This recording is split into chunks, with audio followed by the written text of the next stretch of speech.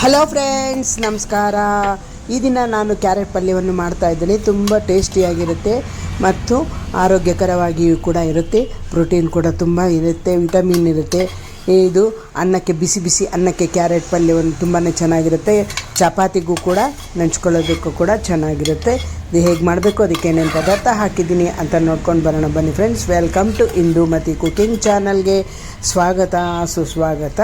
ಇವಾಗ ಹೇಗೆ ಮಾಡೋದು ಅಂತ ನೋಡೋಣ. ಮೊದಲಿಗೆ ಒಲೆ ಮೇಲೆ ಕುಕ್ಕರ್ ಇಟ್ಟಿದ್ದೀನಿ. ದೊಡ್ಡದಾದಂತಹ 3 ಕ್ಯಾರೆಟ್ ತಗೊಂಡಿದ್ದೆ. 3 ಕ್ಯಾರೆಟನ್ನು ಈ ಥರ ಸಣ್ಣದಾಗಿ ಹೆಚ್ಚಿ ಇಟ್ಕೊಂಡು 1 ಲೋಟದಷ್ಟು ನೀರು ಹಾಕಿದ್ದೀನಿ ಮತ್ತು ಸ್ವಲ್ಪ ಉಪ್ಪನ್ನು ಹಾಕಬೇಕು.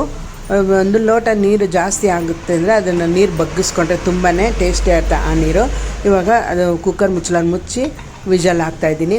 3 ವಿಜಲ್ ಬಂದಮೇಲೆ ಒಲೆಯನ್ನು ಆರಿಸ್ಬಿಡೋಣ. ಇವಾಗ ಒಲೆಯನ್ನು ಆರಿಸಿದ್ದಾದಮೇಲೆ ಇವಾಗ ಅದನ್ನು ಹೇಗೆ ಮಾಡೋದು ಪಲ್ಯವನ್ನು ಅಂತ ನೋಡೋಣ. ಇವಾಗ ಅದು ಕುಕ್ಕರ್ ತಣ್ಣಗಾಗಿದೆ. ಇವಾಗ ಈ ಕ್ಯಾರೆಟ್ ಬೇಯಿಸ್ಕೊಂಡು ಇಟ್ಕೊಂಡಿದ್ದೀನಲ್ಲ, ನೀರು ತುಂಬಾ ಹಾಕಿದ್ದೆ, 1 ದೊಡ್ಡ ಲೋಟದಷ್ಟು. ಇವಾಗ ಅದನ್ನು ಬಗ್ಗಿಸ್ಕೊಳ್ತಾ ಇದ್ದೀನಿ. ಇವಾಗ ಈ ನೀರು ಕುಡಿಯೋದಕ್ಕೆ ತುಂಬಾ ಟೇಸ್ಟಿಯಾಗಿರುತ್ತೆ. ಉಪ್ಪು ಹಾಕಿರೋದ್ರಿಂದ ತುಂಬ ಟೇಸ್ಟಿಯಾಗಿರುತ್ತೆ. ಈಗ ಒಲೆ ಮೇಲೆ ಪುನಃ ಕುಕ್ಕರ್ ಇಟ್ಬಿಟ್ಟು 2 ಟೀ ಸ್ಪೂನ್ನಷ್ಟು ಎಣ್ಣೆಯನ್ನು ಹಾಕೋಣ. ನಂತರ ಸಾಸಿವೆ ಕಾಳು ಹಾಕಿ 1 ಟೀ ಸ್ಪೂನ್ನಷ್ಟು ಕಡಲೆಬೇಳೆಯನ್ನು ಹಾಕ್ತಾಯಿದ್ದೀನಿ. ಕಡಲೆಬೇಳೆ ಒಂದು ಸ್ವಲ್ಪ ಫ್ರೈ ಮಾಡ್ಕೊಳ್ಳೋಣ. ಫ್ರೈ ಆದ ನಂತರ ಕರಿಬೇವಿನ ಸೊಪ್ಪು ಸ್ವಲ್ಪ 2 ಒಣಮೆಣಸಿನಕಾಯಿಯನ್ನು ಕೂಡ ಹಾಕ್ತಾಯಿದ್ದೀನಿ. ಹಾಕಿ ಅದು 1 ಸೆಕೆಂಡ್ ಫ್ರೈ ಮಾಡ್ಕೊಳ್ಳೋಣ. ಫ್ರೈ ಆದಮೇಲೆ ಈ ಕ್ಯಾರೆಟ್ ಬೇಯಿಸ್ಕೊಂಡು ಇಟ್ಕೊಂಡಿದ್ದೀನಲ್ಲ, ಅದನ್ನು ಕೂಡ ಇದರೊಳಗೆ ಹಾಕೋಣ. ಇವಾಗ ಇದರೊಳಗೆ ಹಾಕ್ಬಿಟ್ಟು ಚೆನ್ನಾಗಿ ಮಿಕ್ಸ್ ಮಾಡಿಕೊಂಡು ಸ್ವಲ್ಪ ಬಿಸಿ ಆಗೋವರೆಗೂ ಬಿಡೋಣ. ನೀರೆಲ್ಲ ಹಿಂಗೋವರೆಗೂ ಬಿಡಬೇಕಾಗುತ್ತೆ.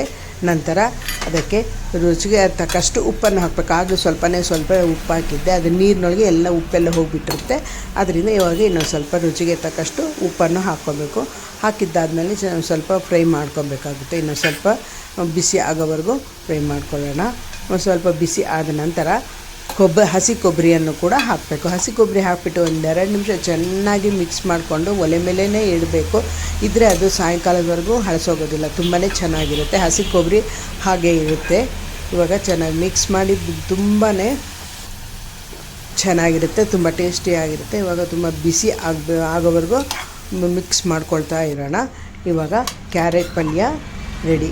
ಈ ವಿಡಿಯೋ ನಿಮಗೆ ಇಷ್ಟ ಆದಲ್ಲಿ ಲೈಕ್ ಮಾಡಿ, ಶೇರ್ ಮಾಡಿ, ಕಮೆಂಟ್ ಮಾಡಿ. ಈ ವಿಡಿಯೋ ನೋಡಿದ್ದಕ್ಕಾಗಿ ತುಂಬ ಧನ್ಯವಾದಗಳು. ಮತ್ತು ಈ ವಿಡಿಯೋ ನೋಡಿದ್ದಕ್ಕಾಗಿ ಸಬ್ಸ್ಕ್ರೈಬ್ ಮಾಡ್ಕೊಳ್ಳಿ ಮತ್ತು ಲೈಕ್ ಮಾಡಿ, ಶೇರ್ ಮಾಡಿ, ಕಮೆಂಟ್ ಮಾಡಿ. Thank you.